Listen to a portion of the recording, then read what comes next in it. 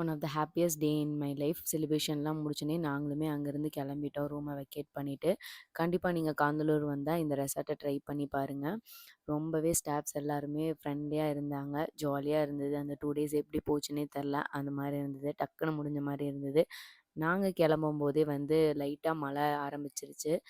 So அங்கேருந்து காந்தலூருக்கு ஒரு பாயும், ரெசார்ட்டுக்கு ஒரு பாயும் சொல்லிட்டு கிளம்பியாச்சு. போகிற வழியில மறையூரில் 2 பிளேஸ் இருக்குது அப்படின்னாங்க. பட் எங்களுக்கு அவ்வளோவா டைம் இல்ல. போகிற வழியில வந்து இந்த ஜாங்கிரி ப்ரொடக்ஷன் யூனிட் மட்டும் போனோம். அங்கே பார்த்தீங்கன்னா எப்படிலாம் பண்ணுறாங்க அப்படின்னு சொல்லி பாப்பாவுக்கு காமிச்சிட்ருந்தோம். வெரைட்டி ஆஃப் சுகர்ஸ் அங்கே வந்து அவைலபிள் இருந்தது. நாங்க டேஸ்ட் பண்ணி பார்த்தோம். டேஸ்ட் பண்ணுறதுக்கு அங்கே அப்போவே குடுத்தாங்க இன்ஸ்டன்ட்டா.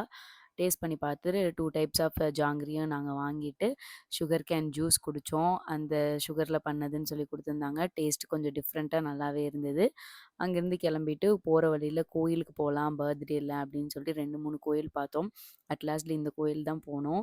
பக்கத்துல ஆறெல்லாம் ஓடிட்டு இருந்தது. நல்லா இருந்தது. அந்த ப்ளசன்ட்டா இருந்தது அந்த வியூ. அங்க முடிச்சோனே சாப்பிடலாம். 2 நாளா தமிழ்நாடு ஃபுட்டே எங்கேயுமே கிடைக்கல. எங்காவது ரெஸ்டாரண்ட் இருக்குமா அப்படின்னு பார்த்துட்டே இருந்தோம். அட் லாஸ்ட் ஒரு ரெஸ்டாரண்ட் போனோம். பட் ஃபுட் அவ்வளோ நல்லா இல்ல. பெட்டரா இருந்தது. அண்ட் தென் வர வழியில இந்த எலிஃபேண்ட்டும் ஸ்பாட் பண்ணோம். இதோட நம்ம ட்ரிப் வந்து ஃபுல்லா முடிஞ்சது. அண்ட் தென் நெக்ஸ்ட் vlogல பார்க்கலாம்.